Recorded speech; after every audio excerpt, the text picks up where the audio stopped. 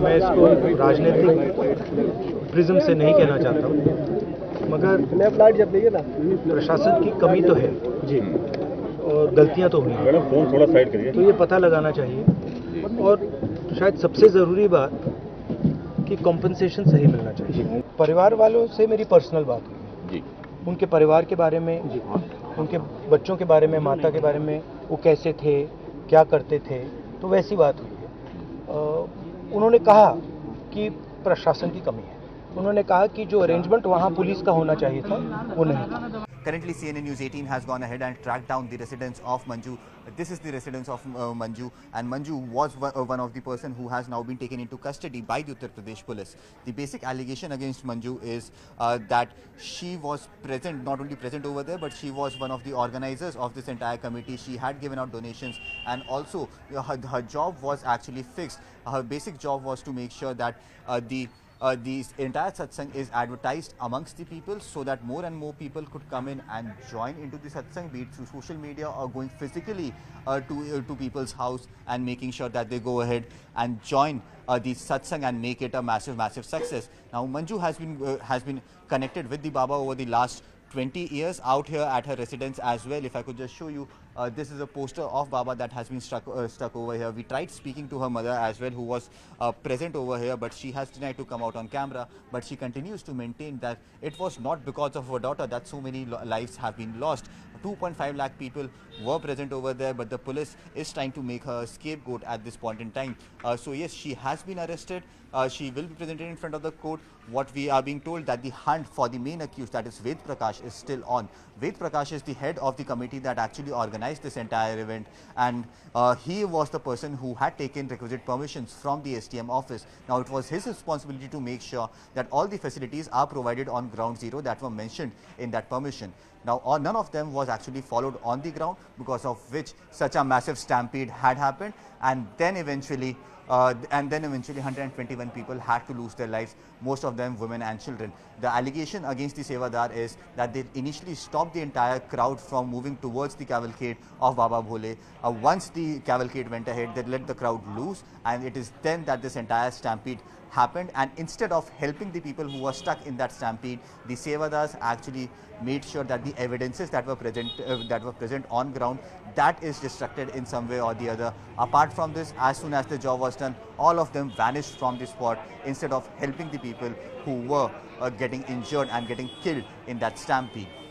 Now it remains to be seen how quickly can the Uttar Pradesh police now go ahead and arrest the main accused in this entire matter, that is Ved Prakash, and if at all, the Uttar Pradesh police will eventually deem it necessary to go ahead and question Baba Bhole, who enjoys a lot of political patronage, especially in the state of Uttar Pradesh. Currently, I am reporting from the house of Manju Devi, who has been arrested by Uttar Pradesh police day before yesterday. The basic allegation against her was that she was not only present over there, but as soon as the stampede had broken out, the Sevadars were the people who initially destructed the evidence, and then eventually they went ahead and fled from the spot as soon as the stampede had happened.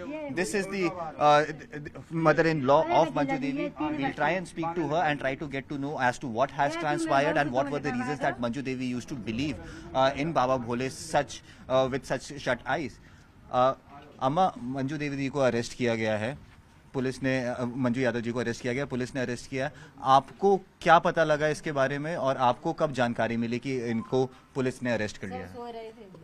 सब सोए रहे यहाँ, तो हम तो सोए रहे जी, बच्चा हमारे जरा सोए रहो जी, मंजू देवी की जरा सोए रहो। जब ले चल रहे यहाँ तब मालूम पड़ी है हमें। हमने पूछी, मैंने कहा क्या बात है कि बाबा जी को सत्संग हो रहा है।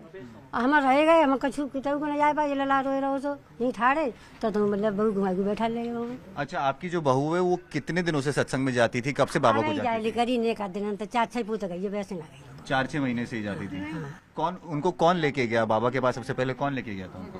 अब हमें अब जे भैया को लेगा वो दिन हमारे को लेगा को ना कह दी हुई कि चलो तो चली गई है। हमें तो बाद में डांटी, हम दो पुराने ने सुनियो कह रहे कि आज चले जान दो, फिर हम कबू ना जाएंगे। बस 22 दिन की बिन ने माफ़ी मांगी हम पे, आज चले जान दो, फिर कबू ना जाएंगे। तो आप अपनी बहू को रोकते थे बाबा के पास जाने के लिए, क्या वजह थी इसके पीछे? यूँ रोकता है कि का माँ ढोंगी बाबा तो जाओ बे, मतलब में मतलब नहीं कहते कन्हैया की पूजा करो, तो अभी आ गई वहाँ पे कन्हैया की पूजा करेंगे, आज चले जान दो हमें। अच्छा, बस मैंने आज चली जाओ तुम आतंक डाला फिर ना जान देंगे तुम्हें। अब भी नहीं तो पूरा लग गो कि समझ लो कि पकड़ ले गए जेल में कर देंगे। अब समझ लो मेरे बच्चे लोग तो फजिए थे, एक जिला लिया, एक जिला है, एक जिला रहा छोटा जी तो रही ना रहो कैसे। ये तीनों बच्चे तीनों बच्चे जागता रोए रोए कि सबरात रो तो है वो बेटा कैसे रो। अच्छा, उस दिन जब ये पूरा हादसा हुआ मंजू यादव जी घर आई होंगी, उन्होंने आपको क्या बताया कि क्या देखा उन्होंने वहाँ पर?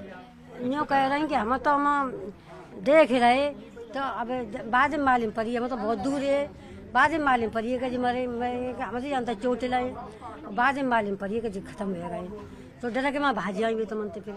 आपको लगता है कहीं ना कहीं आपके परिवार के साथ नाइंसाफी हुई है उनको जो पुलिस ने हिरासत में लिया है? आपको लगता है कि पुलिस ने जो हिरासत में लिया है आपकी बहू को, आपके परिवार के साथ नाइंसाफी हुई है? कच्ची पता ना बेटा, मैं कच्ची ना मालूम बेटा, समझ लो बहुत दुखी हूँ मैं, बच्चे लोग कैसे राख लूँ। और इनके पिता कहाँ हैं? मंजू यादव जी के पिता वो पति कहाँ है? पति तो चला हुआ मोटरसाइकिल पे काम करते नौकरी तक नौकरी तो आप अकेले अब इन बच्चों को संभाल रहे हैं? अकेले संभाले कोई ना है। अभी पूरा देश आपको देख रहा है, कुछ सरकार से कुछ अपील करना चाहेंगी?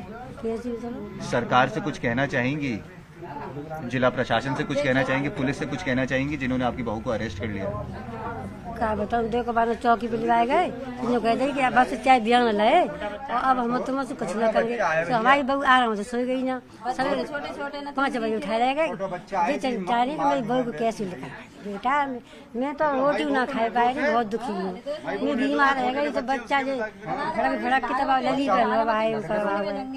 अच्छा, मंजू यादव जी वहाँ जाती थी तो कभी उन्होंने बताया कि बाबा क्या चमत्कार करते हैं, क्यों जाती हैं वहाँ? मेरे कच्ची माले होना, मेरे कच्ची पता होना, मेरे कच्ची माले होना, मेरे कच्ची तो खेला में चली गई वैसे। अब मेरे पर डाटा लगाई हमने दो जने कही के कन्हैया पूजा करो माना जानने के, तो आज हमें चली जाएंगे बस तो कब न जाएंगे। अब 22 दिन में जब मंडल बनेगा बेमतलब को बनाओ मंजू देवी को कोई कमी ना। So as you heard there, this is the family of Manju Devi. These are 3 small kids who are now over here. They have been left unattended. A old woman is trying to take care of all these kids, but the main accused in this entire matter, the big fishes in this entire matter, have still not been taken into custody.